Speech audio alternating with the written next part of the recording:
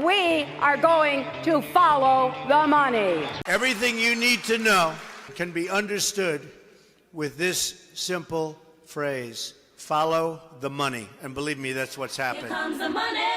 Here we go. Money talk. Here comes the money.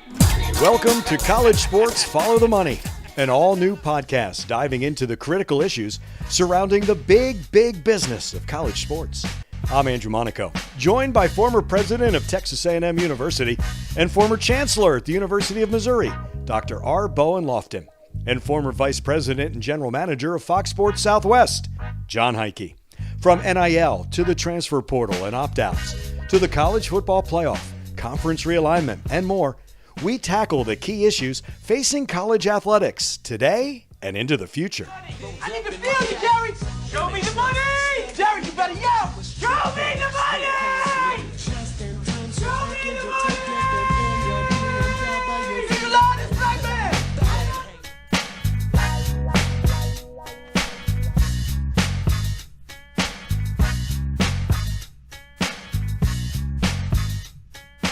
We welcome you to the 50th edition. 5-0, good round number. College Sports Follow the Money. Who just gave the whoop? Me. That's Dr. Bowen Loftin. And that is Dr. Jon Heidtke. Professor Heidtke, which I'm still getting used to, John. I have to tell you, speaking to your classes, I'm still getting used to that. Every once in a while, I've tamped it down, but it was like, who? Oh, yeah, John. Hey, I find myself saying the same thing. Gotcha. When people say, Professor, I'm looking around. Who are they talking to?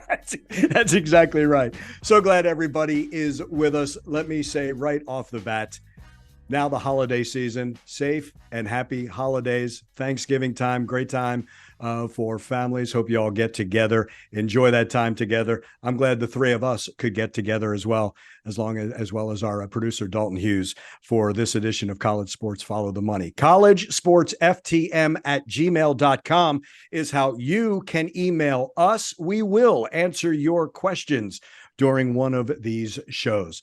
It has been a busy couple of weeks, and it's not just crossover season of football and basketball for one announcer that I know. Dr. Loftin, you have been through this before. There's a coaching change at Texas A&M. Jimbo Fisher let go. Elijah Robinson is the interim head coach. And Dr. Loftin, we focus on the buyout money. What we don't focus on is the all-encompassing. There are going to be assistant coaches that will change. Some will be let go. Those families are affected. Some will be brought in. There's salaries attached to that. Can you give us the bigger picture as opposed to just a change at the top of that college football team? Yeah, just for perspective, my history in this kind of role goes back to the Francione days at Texas A&M. I happen to be the guy that authorized his last paycheck. So that shows you how old I'm getting now. But and I went through that process with Mike Sherman as well. So I've gone through two of these. I didn't fire Francione, but I was there to clean up some of that. And I did get involved directly with the firing of Mike Sherman and that cleanup as well. And when I was at Missouri, I had similar kinds of issues there with some of the coaches. What I want to emphasize today is what I call the total cost of ownership. You see that kind of phrase used when you buy a major thing like a house, and you got to worry about taxes and maintenance, things like that. Well, it also applies here too. We are not just talking about Jimbo Fisher and the record buyout that he is commanding right now. That's certainly a big number. It is the biggest number ever. It may not be the biggest number if for some reason Georgia decided Kirby Sparks not to be there anymore. His buy's even bigger right now than Jimbo Fisher's is. So those numbers are huge, and they're getting bigger every year. There are a lot of coaches above the $50 million mark as far as the cost of their firing is concerned. But I want to focus not just on that issue, which everyone talks about every day right now, but about this total cost of ownership. When you change a head coach, there's a lot that happens with that. Almost every head coach, and there may be a few exceptions, but almost every head coach cleans house when they come in. Well, cleaning house has two parts to it. You have to fire people. And guess what? There are buyouts also associated with some of those people, especially coordinators. when I got involved with this, coordinators were usually given a 2-year contract, assistants a 1-year contract. Creep has happened again here. Inflation creep happens. Now 3-year contracts for coordinators are the norm. And so if you have a coordinator like we have at Texas A&M, who is fairly recent, you're talking about the buyout, which could be not like Jimbo Fisher's, but still it can be up to several $1 million. And you have 2 coordinators, likely maybe 3, depending on how you organize your team. And you have assistants who may have 2-year contracts. And again, termination of those people requires you to buy them out. So that's all there.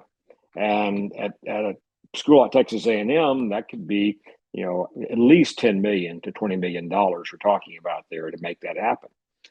But then you have a few other issues to deal with as well there.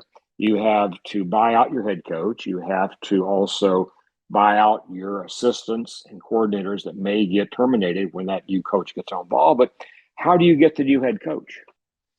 If you hire someone who's a sitting head coach, especially in a Power 5 school, guess what? They have a buyout too. And so normally the hiring school is going to be the one that has to pay that. And that could be easily $40 to $60 million, depending on who Texas A&M might decide to go after as a head coach. Could be a little more or less than that, but somewhere in that ballpark we're talking about. So again, you're firing people that worked for the head coach. That costs you money, maybe up to $20 million. That may be at least 10. You're then going to have to also buy out the head coach you're hiring if they have a current contract in play. And that could be 40, 50, $60 million right there. And then you have to hire a new staff. And depending on what you go after here, your coordinators can cost you salary wise a few million a year. You might have to buy them out depending on who you get. That's kind of chump change compared to the head coach, but it could be a few $1 million just to be able to get them to leave their current position and come to where you are. So my point to you guys listening to us, watching us today, you need to think about not just the buyout of Jimbo Fisher at Texas A&M or any other major head coach being terminated. You have to think about what it takes to bring in a new head coach and what will happen when that head coach comes on board. That to me, it may well double the cost of Jimbo Fisher. And what I haven't heard from Ross Bjork or anybody else at Texas A&M yet is how they'll pay for that. They were very clear that Jimbo will get $19 million from the 12th Man Foundation, the fundraising arm of A&M Athletics, a separate 501c3. That's okay. I understand that. That's perfectly normal. They've said to us very clearly the $7 million per year going forward that Jimbo is owed will come out of the athletic budget. Got that. That's clear. And Ross says, well, we'll just tighten our belts. We'll conserve. We'll raise revenues. We'll do what it takes to make that number manageable. But nobody has talked about how we pay for the new head coach, how we pay for the transition of the head coach at Texas A&M in terms of who we fire and who we hire. And I believe the cost could easily be equal to what Jimbo Fisher is getting to leave this place. And it could be more immediate in terms of its impact than what we have now. So having said all that, guys, I'm happy to have you converse with me about this and maybe say I'm wrong. No, you're not wrong. In fact, this is everyone focused on 77, right? That was the big buyout, which with all of it, for some coaches, when they get the new job, that then is offset by the new job. That is not a part of this. But Dr. Loftin, you're talking about lives that get disrupted. You're also talking about every premier program in college football. The ones who don't succeed send all the money to the head coach, and the assistant coaches are constantly changing because if they're not paid well, they're looking for other jobs. So that, to your point, you're setting the mark again. You want this new head coach to have the assistants that he wants. You want them to have some security. You want them to stay. That's going to cost, and all of a sudden, that's a brand new number. It is, and that's what bothers me, that no one at Texas A&M that I have heard from anyway is saying how they're going to take care of the acquisition of a new head coach and all the things that go with that. John, we're at an interesting point now because in the next couple of weeks, there's going to be enthusiasm for the new coach. But this has to be more than just winning the press conference, correct? We can't be doing this every 2-3 years if you're Texas A&M. No, I think you're right, and I think again that one of the questions I have just for Dr. Loftin here is that there's a president, and you're wearing your president's lens through this. How do you articulate this message to Aggies far and wide, or whoever school it is? There are other schools that are going to be going at a similar issue, maybe not to the same levels of dollars that are going to be discussed here, but at schools there. As a president, what's your message to your alumni who may not all have the same passion for football that some do? How do you try to? How would you explain that to your fan base or to the alumni? Well, I guess the good news is this: if you're sitting in a Power 5 school with only a couple of exceptions to that. Athletics is pretty much self-sustaining financially. In fact, it may make you money, which can go elsewhere. I mean, famously, when the Longhorn Network was announced, which was a $15 million a year payment from ESPN to Texas, they were very gracious in saying, well, a big chunk of this will go to academics. So they made a lot of hoopla about that. They really made it clear that, well, this isn't just money coming into athletics to make us even richer there. Guess what? We're going to share some elsewhere. And I could name other schools in the SEC and beyond who do have a bit, not a huge amount today, but a bit of their funding going into non-athletic programming. That's not common exactly, but it does happen. When you get out of the Power 5, everybody has to find some other source of money. Largely kids.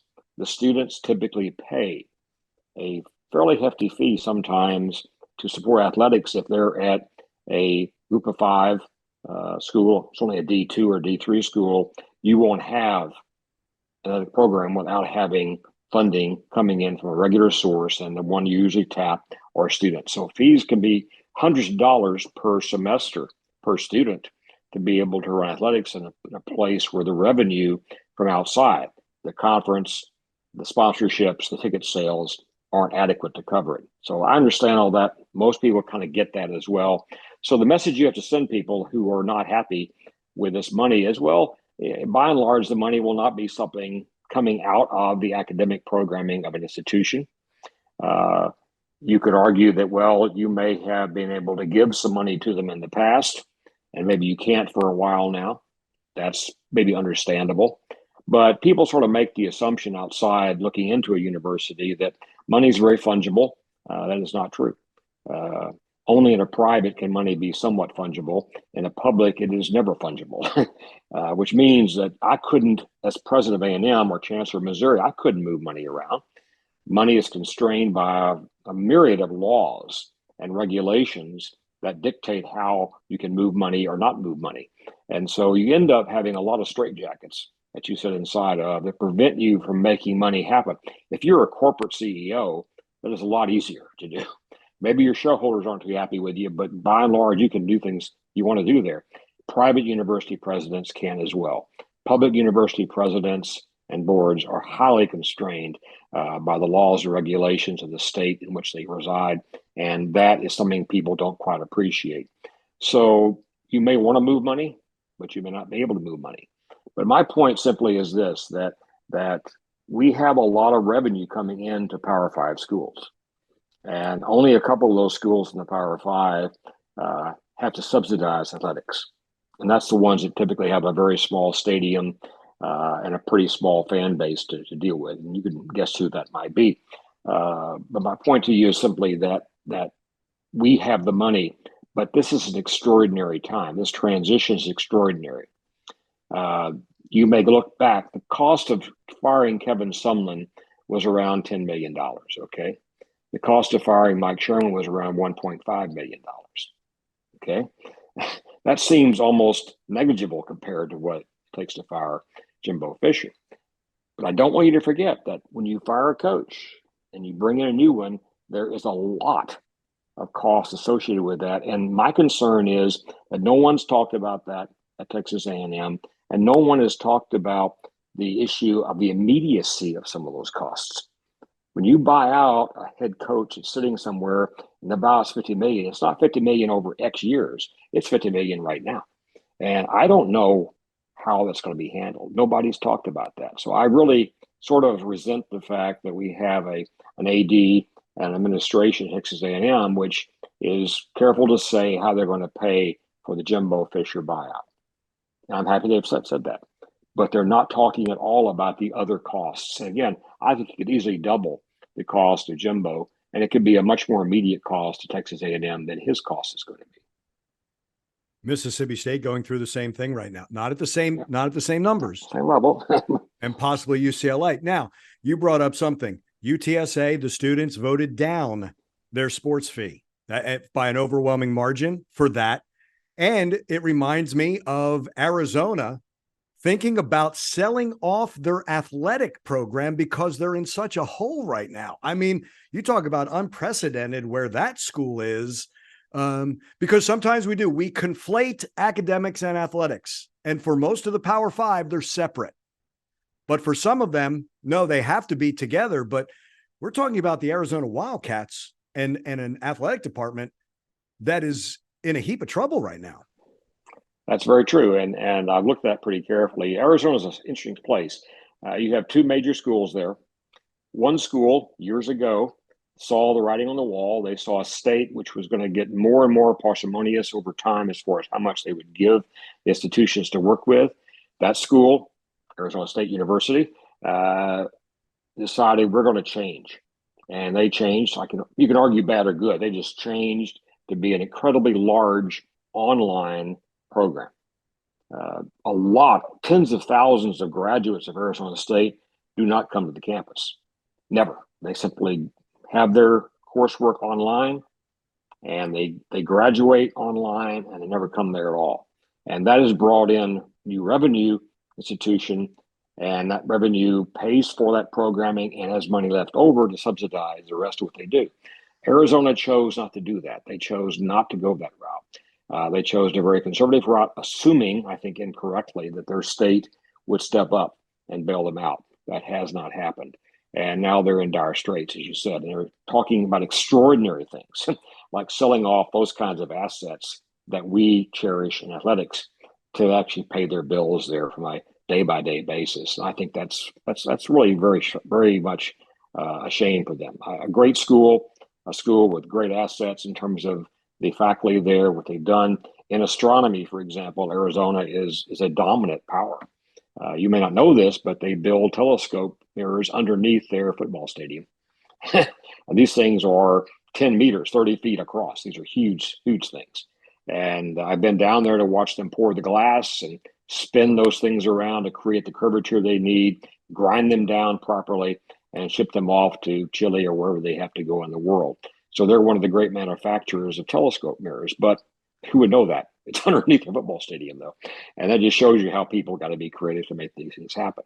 But I believe that the total cost of ownership is something that should be shared with the fans and the university constituents overall, so they understand that when you fire a coach, it's not just that sticker price you're seeing right now on their buyout. It's a lot more hidden there that has to be paid for, and no one's talking about where that money is going to come from. And again, it may be a lot quicker payout than what you're going to see going to Coach Fisher.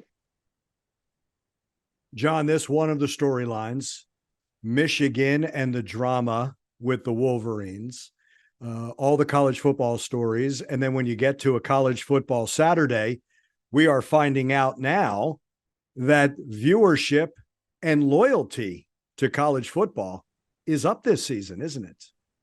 Yeah, an interesting report came out this week from my old friends at Fox. We're saying that overall viewership from 2015 is up about 15% from where it was back in 2015. And if you think about that and look at some of the things that have happened in the industry, you've got cord cutting, which everybody talks about, and it's creating a lot of stress amongst particularly at the professional level right now, what that's doing to teams like the San Antonio Spurs that Andrew and I used to be involved with, about where they're going to be getting paid from. So as those numbers decline, I think one of the things that it tells you, so if you go to put it in perspective, in 2015, there were roughly 100 million people in the cable bundle. Today, they're 76. So you've lost 25% of that audience in the last 10 years or 8 years. And your viewership is still up. So a couple of things that tells you is one is that those in the cable bundle, which I'm still a card-carrying cable bundle member too with my DirecTV subscription, they're not losing those customers. They're losing the customers that may not have been interested in sports, didn't want to pay for 700 channels, would rather pay for 100. And there are options out there that can get them that type of product. So they've kind of left that ecosystem of the cable bundle.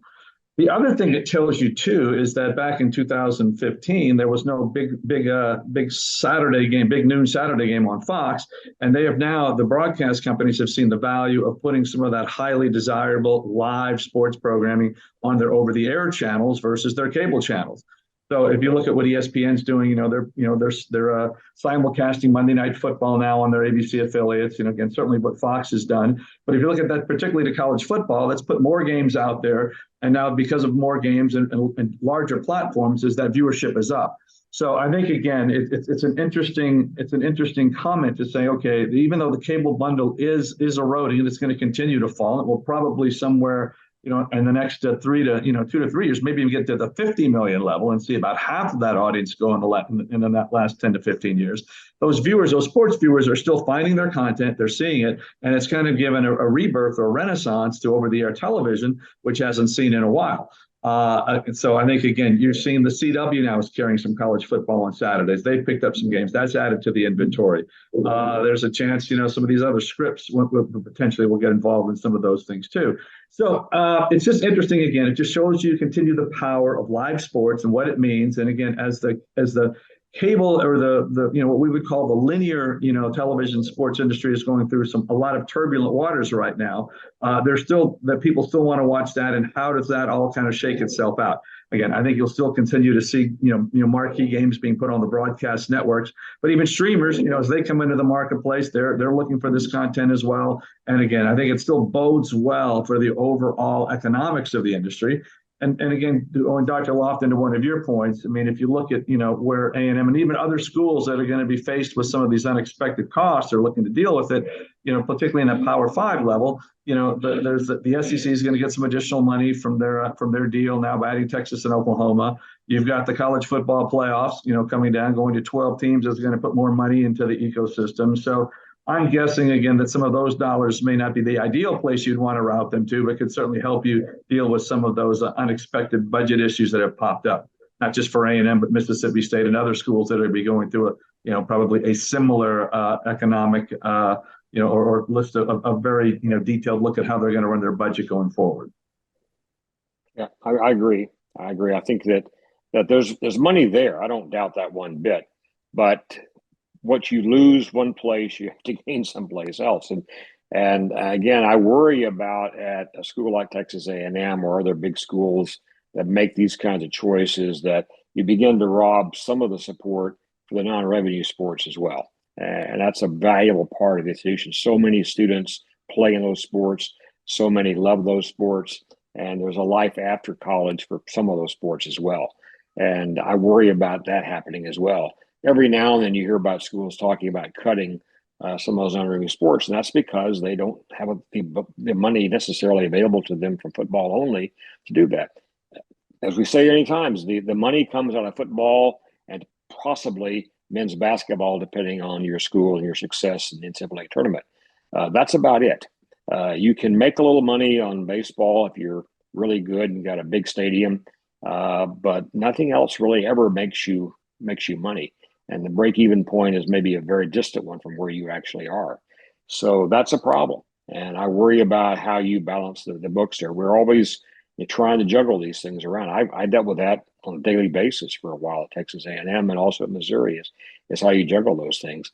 Missouri was especially a problem because Missouri had a much more expensive transition than Texas A&M did to the SEC, which they're still in, I think, trying to recover from. This is their best year they've had since that time frame. And I think Dirk Witz has done a great job there trying to move them to a good place. They went through early in the tenure there in the SEC. I was there, and we won the East Division twice under Gary Pinkel. It was wonderful. But then there was a big dry spell after that. And the size of their stadium, which is the second smallest in the SEC, is a problem for them. They just don't have the kind of attendance and viewership you need to be able to sustain a program that's ambitious in the Power Five in their way of doing it. So they're trying to find ways to make that happen. They're investing a lot in their stadium, trying not necessarily to make it bigger, but trying to make it more expensive by a lot more suites, a lot more premium seating, which you can charge more for. And I'm guessing we'll see a little higher ticket price next year at Texas A&M. What do you think, guys? It's always my first guess. Yes, we'll sell. We'll sell those tickets, no problem. Yeah. Jon, to me, and especially after the writers' strike for television in general, sports has always been the original programming for networks. And then when you add that there is a player on the outside trying to get in, that drives other networks to maybe bid higher. Streaming's now a part of that. So back to your point, the Fox Big Noon Sunday was not part of it before, nor were there games really on FS1. Now, we know your history. The Big 12 used to originate out of Fox Sports Southwest, that Saturday doubleheader, and all the programming came out of there. Notre Dame re-ups with NBC, and Peacock is a big part of that, but they're through 2029. The ACC and their grant of rights goes through 2036. As long as there's an outside player who even threatens to get a piece of it, that's always going to drive up, and sports being programming now for networks, correct? Yeah, I mean, in its basics, it's like musical chairs. If you've got 3 chairs out there and 5 people, wanting to sit, you're going to be in a good spot to control the narrative on that, and again, hopefully drive the appropriate price points that you want it to achieve. And I think again, live sports is going to continue to do that. That's what you're seeing with realignment. These different things. How much more can they add that premium inventory? That's a big part of the process too. And again, I think that's why getting bigger it's again, I know everybody hates to hear this, but basically the particularly collegiate football, intercollegiate football, is really just starting to very mirror the NFL model. So, and again, there's still a few other interesting things out there that are not quite NFL-esque, but I do think, again, so that could be, is it 2 divisions? You create that. I think we're just headed down that road. And I think, again, but the good news for the rights holders there, if you're in that Power 5, is there is going to be an interest for that content. Those marquee games are still driving eyeballs. And what's interesting to me is with A&M and the SEC and sort of watching SEC games last week, you did not have a lot of marquee games in the SEC window. And I think when you have the Big Ten coming out next year, with what their additional TV partners, CBS and NBC and all those, by being able to add the Pac-12 schools over there, they're going to have, they're not going to have Abilene Christian playing such and such. Every game is going to be, a very marquee game that's going to drive that premium viewership, which then gets you into that elite level of 8 to 10 million viewers a game, and that's where you want to be. So I think, again, that those games are still going to drive it. The big networks love those games. They can put those games on networks and know they're going to drive eyeballs. So, again, if you're a streamer and you get an access to one of those 2 games, we're seeing what's happening with Thursday Night Football right now on Amazon. They're consistently driving 13, 14 million viewers a night, which is very similar to what it was doing back on Fox when they had the Thursday night package years ago. So, again, to your point, Andrew, I think, again, if you're in the industry right now, you feel good about the revenue things coming in, how you can leverage the CFP playoffs, the additional games, who might potentially be a new partner in that ecos distribution system. So, again, if you're the ACC, you're a little bit worried because, again, you're locked in for 2036. But that's why you hear Florida State and some of these other schools looking to try to see what potentially could, is a strategy that's going to potentially deliver them, more revenue opportunities down the road. Is that within the conference, potentially without the conference? We'll see where that all plays out as well. collegesportsftm@gmail.com. Any of your questions, we will answer those to both of you. The Big Ten expands. Maryland leaves the ACC, goes to the Big Ten. Big Ten grabs Rutgers, and everybody says, well, why? Well, Rutgers, you get New York and you get the Yes Network, right, for cable. Maryland, you get Washington, D.C. We see what happens in the Pac-12. Does this change conferences? Cable kind of drew and drove those additional schools. Does streaming kind of change now with that? I think it does, because in the cable bundle, what you would do is when you added those networks, like you said, if you were the Big Ten footprint, you're paying one fee, a higher fee in the Big Ten footprint than you are paying in the outer market. And for example, say it was $1.50 that you were paying your cable company to get the Big Ten inside the footprint. But outside the Big Ten footprint, your cable company is maybe paying 10 cents for that. So you can see the economics. If you're the Big Ten saying, hey, I want to put Rutgers and Maryland here, that gives you the number one television market in the country. And I think Washington, the Baltimore, D.C. area, they're probably both in the top 10, top 15. So all of a sudden now that cable bundle number increases dramatically from, say, 20 million to 30 million, and you're able to charge $1.50 for another 10 million versus a dime. You can see the math on that adds up pretty quickly. I do think in the streaming world, those geographic issues aren't that important. Those fans are going to tune in and get the games. You know, you're not limited by a geo-fencing of a cable company where it can distribute. That's why I think, again, that in that new model on streaming, you're seeing them a lot of international play eventually, you know, being discussed about that. Not so much at the collegiate space, but certainly at the professional level. And the NBA is kicking the tires on that right now. But I do think, again, the streaming does allow you to, you know, to create, you know, you can pay a higher price for that. If you're a fan of the SEC network and you want to get it, there, you know, again, it's price inelastic to a degree. And again, if those fans are getting on a streaming service, you can still price that a little bit higher and maybe not have to price it at 10 cents in the outer market viewing area for that. So I do think there's some economics there, but I do think it deep, not necessarily deep values, but it doesn't put as much, you know, importance on trying to have that conference realignment. I think you want the teams that are going to draw the most eyeballs in this new environment. Not so much, you know, Rutgers because it's delivering New York, but if you can get Southern Cal and USC and they're giving you an 8 million viewer a game a week versus a Rutgers, which is giving you a 1 million viewer a week, you can see where the value is going to add up pretty quickly. And the advertising and the networks will pay a premium for that type of inventory that delivers those types of numbers. John, let me ask this question of you. Let me give you a little background here. I understand what you're saying perfectly, but I still worry about a couple of things. One is streaming to me is very preferable. That's what I do. Everything I do is streaming basically these days. But I like to consume my sports live for a very good reason. I like to know I'm watching this live, so the outcome is not already known to a bunch of people, and maybe I even hear about it through the back door. And that's doable when you're pretty close in the right time zone. But you're talking about 4 time zones now for the U.S. When you bring in international, you're talking about a lot more than that. I think we don't have the media attention to European and Asian sports like we do in the U.S. And so I can probably avoid knowing what the outcomes are if I watch a Olympic game, which is delayed a bit to my time. But how do you really work it in the U.S. with 4 time zones now? And if I'm having to stay up really late on the East Coast to watch that West Coast game there, streaming may be my method, but I still don't want to do it after the fact. I want to be able to consume it live. What's the answer there? Well, drink a lot of coffee starting at 11:30 so you can stay up for the rest of the night, and hydrate. Make sure you're hydrating. Keep yourself, you know, fueled. And again, you'll get that, you know, that Pac-12 after dark. It won't necessarily be the Pac-12 anymore, but there will be windows when teams play on the West Coast, you know, 8 or 9 o'clock, that allow you to have, you know, basically 14 hours of content, you know, going from coast to coast over the course of the day. And in that window, you can theoretically put 5 windows, you know, in there that people can come back and forth. And the windows are going to overlap in that process. But I do think the programmers, they've looked, they've seen, they've studied where people are viewing. And that's why, again, the Pac-12 still had value because they brought you that late West Coast window. And I think, again, they're fans that want to watch. They're fans of the West Coast out there that will watch those games. If you live on the East Coast, it's a little bit harder to, you know, to view those games. But also, you know, it's hard to wake up at 8 a.m. and have a, you know, an East Coast game going on in LA. So, but I do think the programmers and the folks that kind of do that for a living have really crafted a pretty good strategy, leading you from ESPN College's Game Day all the way to, you know, that the game that's ending. I mean, that Colorado, what was it? The Colorado game, I forget who they had earlier in the year.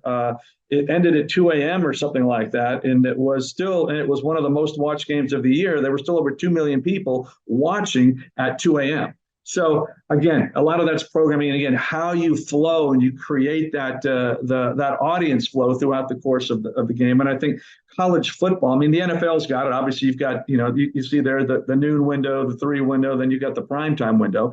The college world's got a lot more content they've got to put out there. But I think, again, and we talked about this too, with ESPN now controlling in the SEC, I think you'll see a lot more continuity of the SEC schedule, how it's going to flow across all of those time periods going forward. And for them to compete on the West Coast, you're going to see 8 o'clock kickoff times for SEC games in the Central Time Zone.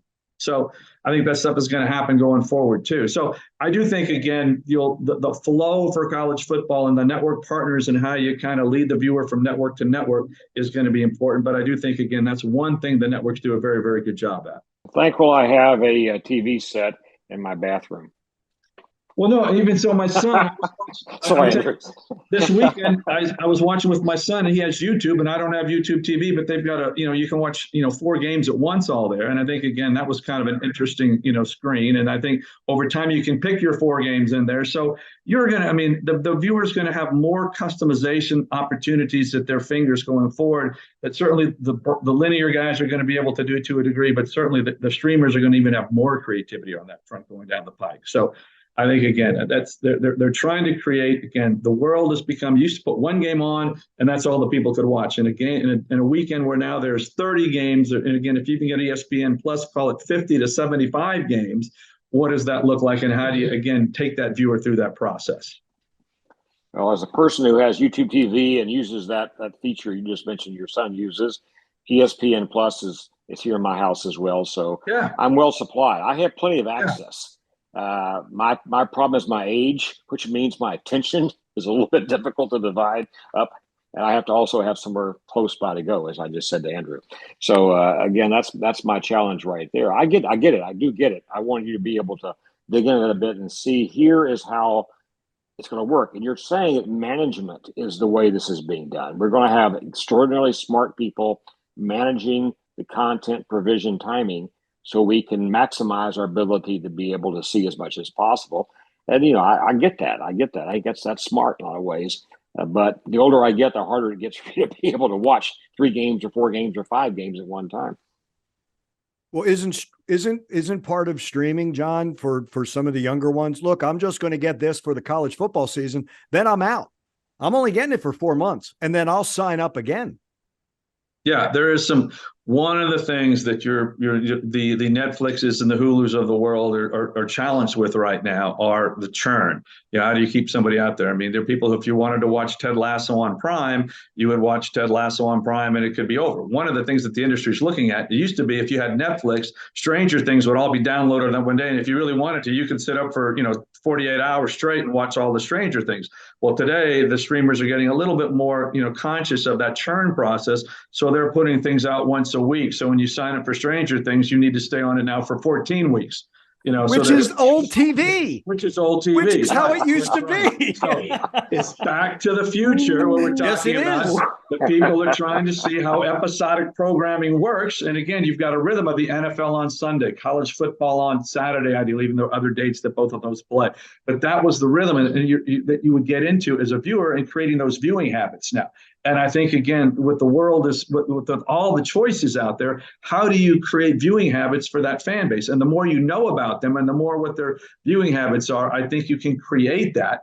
And you're going to see, again, as customization becomes and the algorithms get out there and they're able to kind of, if you're a Netflix fan, Andrew, there's 100 movies on, you can watch tonight, but you're not going to watch all 100 over the course of the month, but they'll know what movies or what genres that you like, and they'll make sure that they're helping you lead you along that path. So you says, well, I don't want to just get rid of Netflix because next month I'm going to be able to see X, Y, and Z. And so I think you're going to see that sort of programming influence now start to find its way into that streaming world. And again, these guys are smart. They got people who understand that programming flow. And I think it'll be interesting to see because if they know about our viewing habits, they're going to be able to tailor that to us as well. And back to what you were saying, you can't binge a college football season. You can't. It has to be every Saturday or on a Thursday, something like that. Does that then put a Netflix into play? Yeah, I think it does. I think it does. I think, again, you'll see at some point in time, Netflix and these other guys are going to get to a point where they realize that the one piece of the audience that they're missing is that live content.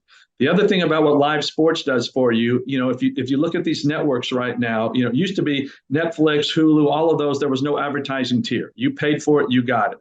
Now you've got a cheaper version if you want to, but you're going to get ads served to you. And now that you're doing the ads to you, the best way to take advantage of the advertising in those relationships is to have live content that people will want to see and pay a premium for. So I think, again, now that the Netflix has an advertising supported tier, I think they're going to take a greater look at what live sports can do to help them grow that tier. Because at some point, if you're Netflix, they've got over 200 million customers around the world. And if you're investing in that, how does that continue to grow? At some point, you're gonna top out. Things are going to start to decline a little bit. So where do you grow your revenue?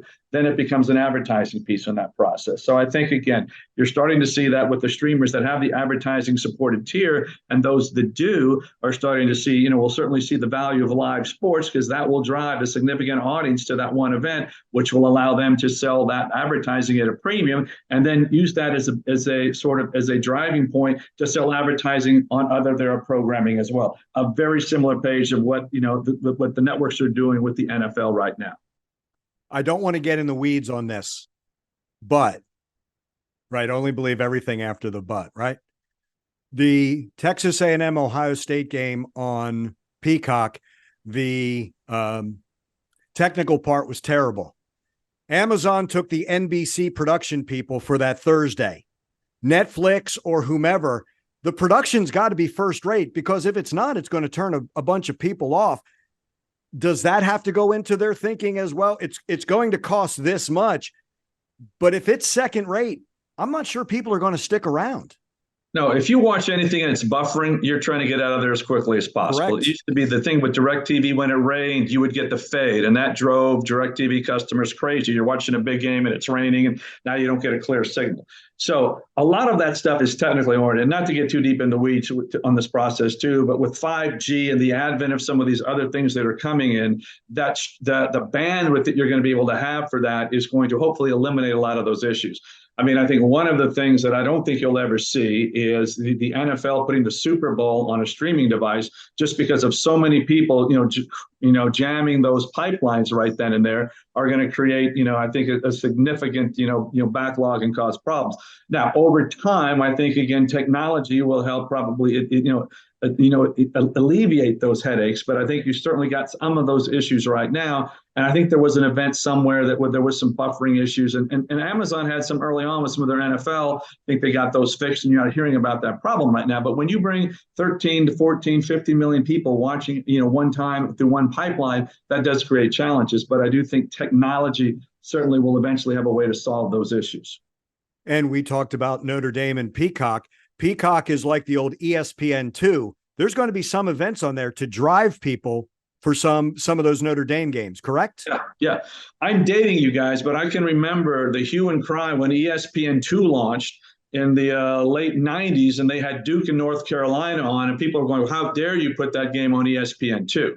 But that was the thing that kind of put them over. We're going to put marquee stuff there. So you're calling your cable operator and say, Mr. Cable Operator, you've got to carry ESPN2 now. And so that was certainly drove their distribution through that process. And again, we've talked about programming here.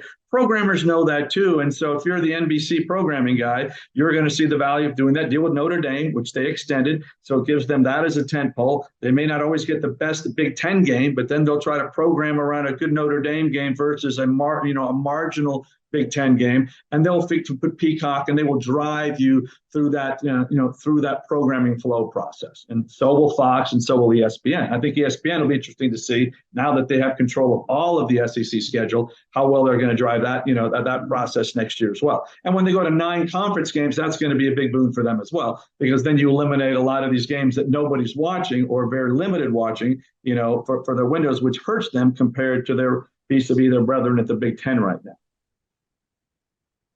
Yeah, Andrew, at 11 o'clock on Saturday morning, I wasn't in Kyle Field. I was at a Aggie wedding in San Antonio, Texas, Atkins, Texas, actually, and which is kind of outside San Antonio. So when I walked into the chapel to get into my seat, I didn't look groom or bride's side. I looked at who had the biggest screen on their phone, who had the best signal, so I could sit next to them and watch the ACU kickoff, okay? That's how I strategized this, because I wasn't getting a great signal from my phone, so I made sure I sat by somebody that had the right one, just to show you how it can work. I mean, you get what you want to get, and I work hard to make sure I've got access where I go anyway. So, guys, I want to bring up one more thing here before we close off today, and that is on the West Coast, in the saga of the Pac-12, or whatever it is today. We watched it happen. I mean, now it seems like Washington State, Oregon State have captured the legal high ground, and they're the driving forces now in the pack. And they're going to control the 200 million, whatever assets they have in the pack right now, going forward. My question for you is: can there be a marriage between the Mountain West and the Pac-12 remnant to be able to continue to have a true Power Five conference? NCAA gave them a leave, having only 2 members now, to continue for a while under their rules, basically. But there is some pressure on those 2 schools and the remnants of the Pac-12 to actually get back to where they have a reasonable size conference of at least 8 teams. Will that happen with the Mountain West in spite of their pride? Well, again, I would certainly think, again, the Pac-12 is a brand that a lot of college football fans are aware of. So if they can keep that brand alive, Pac-12, Pac-8, Pac, whatever the number is, I think there's value to that. So I think, again, having those guys driving the bus on there, if I'm the Mountain West, I'm trying to figure out how to do that deal because, again, I don't know the numbers, but the Mountain West deal used to be about $2 million per team. Even if they do something with those 2 schools and get 8 to 10 teams in there, that's probably a market value somewhere between, it's not going to be what the Big Ten's getting at 23, 24 million, but it's probably closer to 15 million. And so they'll probably be able to pull something out there and create some value to make that work. Plus, there's enough players out there that I still think would find value in those games, particularly, again, because of that West Coast window that we're talking about looking to fill. And there are going to be folks that will see those games that will have value for that to put them, in that window. So, again, that content, I think, will be valuable for them at the end of the day. And so I certainly think there's a path to success for them. It may not be what they would have had if they stayed together as the Pac-12, but it's certainly, I don't think they're going to, find themselves out on the streets very long if they want to pursue that. If I'm not the Mountain West, there would be another conference out there that I think would look for opportunities to take advantage of that brand. And again, some of the cachet of having that Pac-12 brand with you and some of the benefits that they get now by considered a Power Five, which for all practical purposes is really no longer, I think it's the Big Two and everybody else. But again, the Power Five today still has some value, and there's still some benefits to schools that have that moniker. Yeah, I think that with the Pac-12, it's name only. And then when you start looking at it, it's not the same. The old days, the WAC meant something. Now it's not. So it's interesting to me. Like, you really, San Diego State was going to go in and now is no longer. They backed away from joining. Then it's UNLV. Boise State has some, but Hawaii's a program that's in trouble, right? COVID decimated that program because there was no one there. I'm just looking. Air Force has some national. It's just not the same. It's Pac-12 in name only.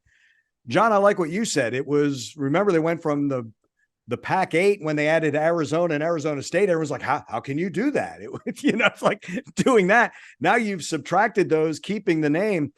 But it's been a heck of a fight for Oregon State and Washington State being on the outside looking in because, look, it's why Cal and SMU joined the ACC. You just want to be in one of those chairs. Do you not? You don't want to be on the outside looking in. It's a name. Is it a Power Five? I'm not sure. I'm not sure it's a Power Five any longer. I think it becomes one of the group of 5. That's just me, but those 2 schools may be able to carry that enough. But I'm interested to see how it would be applied to the brand new college football playoff, if their champion will be part of that or if it goes into another way. Yeah. Chances are they'll be whatever that other group is that comes together, that they'll have a chance to play for that. So Washington State or an Oregon State has an opportunity still to get there. But I think, again, they'll be fighting with one arm tied behind their back going forward just because they don't have the full benefit of the resources of all what the Pac-12 was that we used to know and love. So, but there's a path, again, keeping them in, and there's still value for that mountain. You've talked about 4 time zones. That mountain time zone and the Pacific time zone, and still, if you even want to go toward Hawaii, give you some other value there too. So I think, again, a network is going to look to want to fill that window, and there'll be some value in doing that. John, we're going to skip sports, but we're going to stay in coaching. We're going to go to a different sport. Boy, brilliant hiring Aaron Matson at North Carolina, wasn't it? Yeah, I saw that last year when that happened, and I wasn't doing homework on there, but I thought it was what a great hire here to take someone who's a star player for you in an Olympic sport like that, and then make her a head coach. And I was reading some stats on her. And again, for those who don't know the story, North Carolina has an incredible field hockey team, women's field hockey team that's sort of like the Green Bay Packers of the 60s, if we want to date our audience. These guys would win national champ, the Bruins in the 70s. They're the creme de la creme, the top of the top. And they hired one of their former players, one of their most decorated players, to be their coach right after she graduated. And don't miss a beat, they win the national championship this year. And I read an interesting article. That would have been like taking Michael Jordan when Jordan graduated, and making him head coach at North Carolina to follow Dean Smith. I don't think any other sport could get away with doing something like that. But again, here it is. I give Bubba Cunningham a lot of credit. Knew him from his days way back in Tulsa, and again, he sees the value of that. Putting this woman in charge of the program, they don't miss a beat, win a championship. What I didn't realize was the coach that she was replacing was a woman named Karen Shelton. She'd been there 42 years. Back in the 80s, they did the same thing with her. She had graduated. Their program was good. They made her head coach. She stays there another 42 years. So Erin Matson can stay there 42 years. I'm incredible what kind of records that she's going to achieve. And again, the most important thing about that, you name her coach and there's no buyout. So I thought that was even better for that process.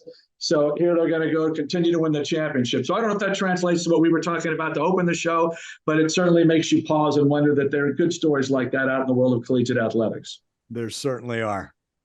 My friends, happy Thanksgiving to you. You too, Andrew. Dr. And Loftin. to you too, Andrew. John, you guys have a great Thanksgiving with your families and friends. Look forward to next month when we have another holiday collection coming forward here, and a lot of good football. Absolutely. College Sports FTM at gmail.com. You send in those questions. We will answer those.